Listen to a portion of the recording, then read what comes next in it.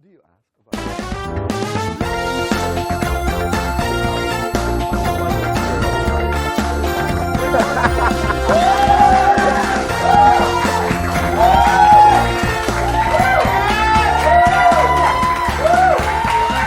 Magandang hapon, Pilipinas at buong mundo. Naitay kapuso, pahiram po ng 20 minutes ng inyong hapon. Ako po si Boy, and welcome to Fast Talk with Boy Abunda. 4,562 people in the studio. Sa lahat po ng kasama natin sa Facebook at YouTube, maraming salamat. Sa lahat ng nakikinig po sa DZW, welcome to the program. It's a musical afternoon dahil ang ating mga bisita ngayong hapon. The first is the original prince of Pinoy pop. Naitay kapuso, please welcome Dingdong Avanzado with his gorgeous daughter, Jayda. Hello, boy. How are you? How are you? Thanks, Dong. Thank you Kumusta always. kayong dalawa? Okay lang. Kanina bago kami sumampa, sabi ko, buti lang 20 minutes lang yung show ni Tito Boy mo kasi kung hindi, ang dami niyang matatanong tungkol sa Baka akin. more than 20 minutes yung show. Hindi, kasi we were talking about, I was asking Jayda, di ba si Darren, I think categorically said, when he came over, tama ba ko, RD, that you had something nice together. It was kung tamang pagkaunawa ko, you had a romantic relationship. And my question out there was, how did Dad react?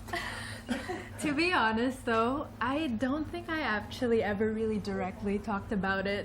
Sa tatay mo, Sa hindi? kanya. Siguro ngayon na lang.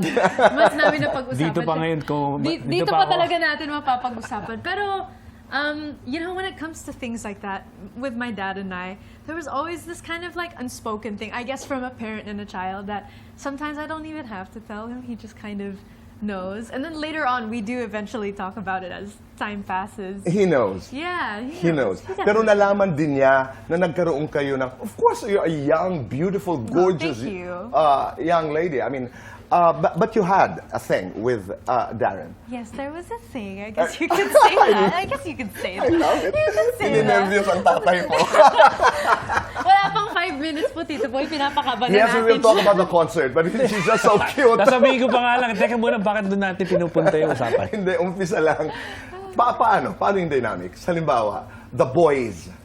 Your daughter is super talented, super pretty. Dong, You know what, Boy? Honestly, that alone, I think they're more intimidated sa kanya than ano. Honestly, that's how I look at it. The boys now, mas intimidated sa kanya. Na siguro maumpisa mag-a-attempt. Pero after a while, they'll I don't know what the word is, but they'll probably have second thoughts or chicken out because she's got a strong personality. She's got a good head above her shoulders. So I trust her that she will choose well. And, you know, kung ano man yung, you know, syempre, normal yun na you will get to meet boys and then they'll like each other and yung, iba. But sinasabi ko lang naman sa kanya, know your responsibilities, you know, your priorities, and, you know, enjoy Okay. life. you know, I'm watching you now. God, I mean, I saw you grow up, Dong. Okay? And we're now talking about Really? your daughter. I know. Literally, napanood ko kung paano ka, I mean, you know, in this industry and outside of the industry, because I know your family. Pero while you're talking, do you realize, or did you realize, because of, you had a fair share of an exciting, colorful past, diba? How much does your daughter know about it? I mean, not all the details, Boy. Not all the details, but generally, I think she has an idea more or less of, you know, what my life was before I met her mom, and Jessa, tabi-tabi, patawarin mo talaga ako. Oo. and you know the kind of career that I had. Okay. Pero yun nga, minus all the other details. Without having to name names. I mean, of course, you dated girls, I mean, very, very public girls, etc. Bahagi ba ng pagiging ama yung takot na, oh my God, I mean, you know, here I come. Siyempre. Meron? Oo naman. Siyempre, I think any dad magsisinungaling kung hindi sila concern, no? Para sa anak nila na babae. And ako, I mean, of course, you know, looking at my past, yung sinasabi nilang pambayad, utang, or whatever, alam ko din yung ka papunta eh. Pero... Dali ha, ikaw ang nagsabi nun. Ikaw nagsabi nun. Alam ko na eh, kilala kita eh. Kaya, You go way back. Way back. Yeah. But see, I don't let that take Yes. over. Parang, you know, whatever it is, kasi may kanya-kanya naman talagang buhay yan. Pero ako, I make sure na kinakausap ko si Jayda. And I always present to her from a perspective ng guy. Para alam din niya kung what runs to a guy's head, di ba? Okay. Pero ganun lang yun. And you know that very well.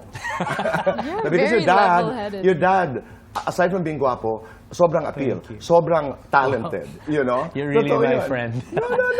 Not just a friend, but I was watching you from afar. But anyway, let's talk about talent. Jayda, gaano kahirap maging star ngayon? And how difficult was it, or easy was it, to be a star during our time?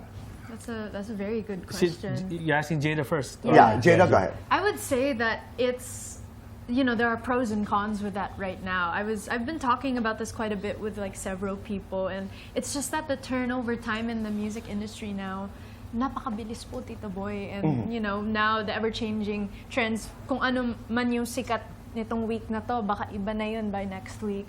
And there's that kind of constant fight for relevance and things like that. And I guess in terms of trying to get people's attention. Pero para po sa akin, I like to look at that challenge and play with the hand that I'm dealt with and with the resources. At kailangan habol ka ng habol, no? Medyo Kailangan po, handa ganun. ka. Kailangan handa ka po kahit anong kung ano man yung, well, based to a certain extent, iisipin nyo din po, Tito Boy, yung market po. But at the end of the day, I believe in Yeah. sticking to your guns and what's authentic to you. Kasi, ang napansin ko po ngayon, ang binavalue din po kasi ng mga tao is authenticity. That's now true. more than ever, I feel like Okay. now, even from me putting out content, the more raw it feels, the more personal it feels, the more people connect to it. I And love your last MTV. Thank you so one much. One of your strong points, nakakapagsulat ka ng kanta, No, thank you nakakakanta po. ka, you're pretty, you have mom, you have dad, di ba? I mean, all of the above ay nakakatulong kung sino ka man ngayon. Opo, I definitely believe Who is your biggest, I know we compete with ourselves, you compete with yourself, Mm-hmm. but para sa'yo, Jayda, who is your biggest competitor? You know, it's a tough question to answer that, to nail it down to But one top of person. mind names, who are they? Honestly, I can't think of in terms of names because para po sa akin, Tito Boy, I am constantly competing with myself. Okay, I understand that. I really say that, and I say that in a non-showbiz way because I'm always with the mindset that you're as good as your last Yeah, project. and so even you if- have to constantly Yeah. be better. That's the thing na sinabi po sa akin ng nanay ko po na nung papasok po ako dito po sa industriyang to, sabi niya, anak, handa ka ba dito sa walang katapusang pagpapatunay ng sarili mo? Yun. Wow. Actually, So, that's yun talaga that's a good point Yeah. that she said. You know, ako sa akin, Boy, yung sinasabi niya, yung biggest competitor niya, it's good she mentioned about herself, no? But honestly, whoever is out there, I think indirectly, everybody's Of competing. course, of There's course. a certain competition. Like during your time, who was your biggest competitor? Ako, like I said, hindi ko rin ma-pinpoint. No, pero isa-isa. sino ang yung mga kabatch during the time? Well, andyan sila Janos, Oo, sila during that time, no? Ogie, Ogie, si, Jano. And then, it came in waves, eh. It started with Randy, and then after Randy, Right. me, and then after me, then Ogie came in, then Jano, then Ariel. Right. Yung ganun yan, sunod-sunod. Okay. So, indirectly, I think, boy, we were all competing, pero we managed to, it was a friendly competition, and we just had to, improve our craft or constantly try to find ways how to be endearing to the public, Sa lahat ng mga pangalan na pinangalanan mo, Dong, sino yung sana akin yung mga kanta niya? Wow. Wala. I'm Galing very nila happy. kasi lahat din. Yeah, Kayo, no? That batch? Yung naman Kanya-kanya. namin, kanya-kanya namang style Okay. eh. Nung panahon natin, because I was there during your time, was it easier? I mean, in the context of how Jayda is doing it today? Like what Jayda said, today, it's different time. Ang bilis ng turnover. Correct. Madaling sumikat, but to stay yung that level Longevity. or the longevity na mahirap ngayon. Kasi ang bilis nga ng ng tao. Sa amin noon, hindi siya, ilan lang ang platforms noon eh. Di ba? Wala namang. There's only TV, radyo, comics, Tama. di ba?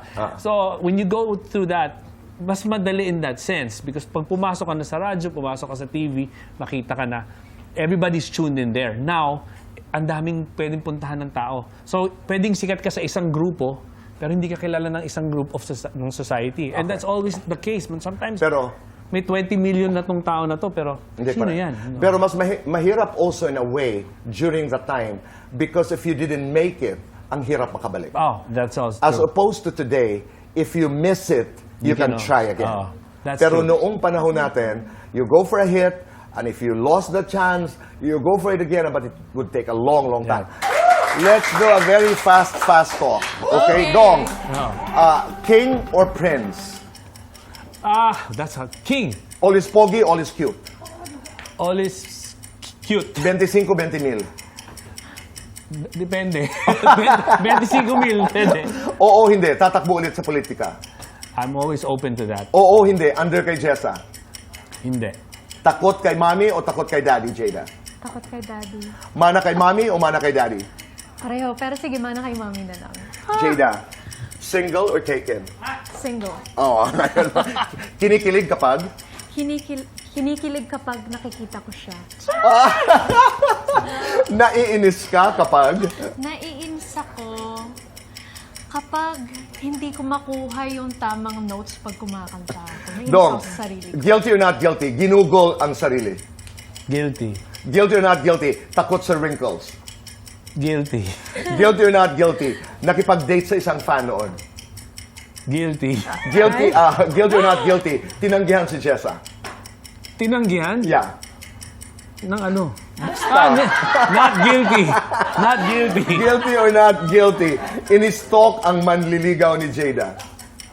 Not guilty. Guilty or not guilty? Jayda, nangupit kay daddy.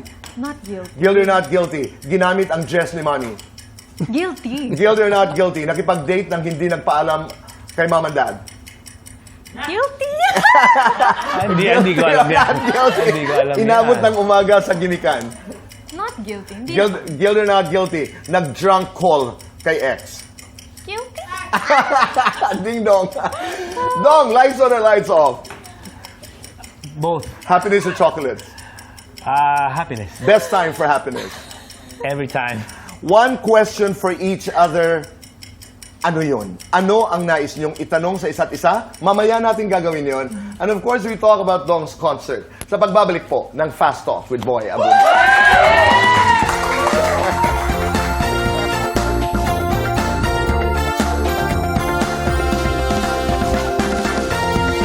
Po dito sa Fast Talk with Boy Abunda. Kasama po natin si Dong at Jayda. But before we continue our conversation, we have an exciting news for you. Ang cast po ng Running Man Philippines will open the concert of Running Man Korea sa MOA Arena ngayong Sabado, July 6. Wow! Ayon sa runners, they will perform in the concert para makiisa sa libo-libong fans in welcoming Running Man Korea back in the Philippines. Wow. They are one with you sa pagpapasalamat sa Running Man Korea sa pagbibigay nila ng saya sa inyo for the past 14 years. Masayang celebration ito. So grab your tickets now sa SM Ticket Outlets and website. Timing din ang concert dahil ngayong darating na weekend, ipapalabas na ang inaabangang episode ng Running Man Philippines kung saan makakasama ng runners ang isa sa mga original members, OG, sabi nga ng mga bagets, ng Running Man Korea na si Haha. Bukod, am I pronouncing it correctly, Haha? Okay. Si Haha po ang special guest din sa bagong race. Bagong kasama rin ay si Bianca Umali. It's going to be a fun weekend. Panuurin po nating lahat. Maraming salamat. Talk about your concert. Yes, July 19 po. I'm inviting everybody. Boy, I hope you can make it. It's my concert, the original Prince of Pinoy Pop, this coming July 19. That's a Friday at the theater at Soler with my special guests, OPM icon Randy Santiago, of course, the phenomenal diva Jessa Zaragoza, si Pablo of SB19. Yes. This was my bias. Tapos nandun din si JM De La Serna and Maria Montellano who were champions sa TNT. anong tawag dito, duets. Andun din si Kimo and si LA Santos. And of course, may unika iya, si Jayda. Wow! So how do you take care of your voices? Me, May ritual ka, Dong? mas may ritual to. Ako, I just sing and all the, nagvo-vocalize, pero... Cold water. Ako, okay Wala? lang. Kahit ano? Ako, Pwede? Wala ako. Galing. Yeah, no, I just you're- don't smoke. I don't drink. You don't smoke, but just before a performance, ikaw ba yung tipong nag-exercise, nag-jog, Ito, for this concert, kasi, Yeah. boy, this is a major concert. Right. So, when it's a major show, it's different from when you're just performing in a Tama. bar or something. Ito, ang daming mangyayari. There's choreography, there's a lot of execution. So, I had to prepare myself mentally, physically, even Tama. spiritually for the show. Emotionally. Emotionally. How do you vocalize? The usual? the scaling. Do you do that before the concert? Yeah, before. Okay. And way before pa.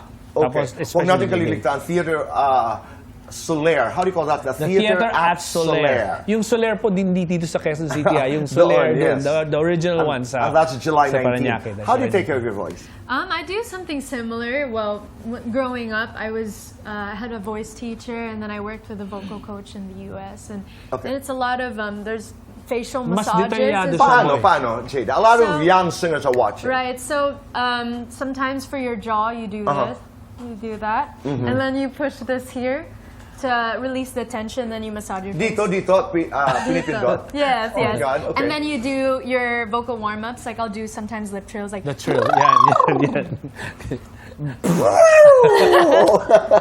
Anong then- nagagawa niyan? It warms open. up. Yeah, okay. it opens it up because so basically the voice is a muscle. So it's really the Tama. equivalent to like an Right. athlete preparing for a big game. Right. So syempre kasi hindi mo pwedeng puwersahin yung mga muscles natin, Okay. diba? So bago natin like before a big performance, before anything drastic that you're about to do, it's good to warm up. For some people it helps when they like steam up the vocal because the last For thing some, it doesn't. For some, they're just not as strict with it, but it's always okay. beneficial. Always. It's always to each his own, but I guess for me, I just do a lot of vocal warm-ups Okay. since that I We was have taught 1 that. minute to go. Yeah. The question you want to ask each other. The question I Ikaw nga ang una, Jayda. Okay. Siguro the first thing that comes into my mind. Ask I me mean, that. I sort of know the answer in a little way, but it would be nice for you to expound. What do you honestly think in today's day and age, coming from someone who's been in the industry for so long? Can we What make is- it a little personal, Jayda? Yeah. What do you think is the secret to success? Me, in our business, staying humble. Okay. Your question. My question, Nak, is anong fallback mo? Just in case, if you don't make it. Very quickly, Jayda. Yeah. Honestly, for me, like now, as a young adult, I've had to think about that. But for me, I still want to pursue something creative, so I would like to do behind the scenes work, to be honest. Or Directing, work producing. yeah, or being an author, because I would love to write. And just stay kind, stay talented, and stay pretty.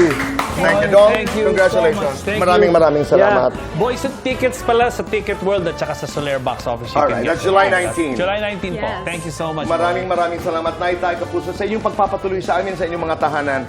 At puso araw-araw, be kind, make your nanay and tatay proud, and say thank you. Do one good thing a day and make this world a better place. Goodbye for now, and God bless.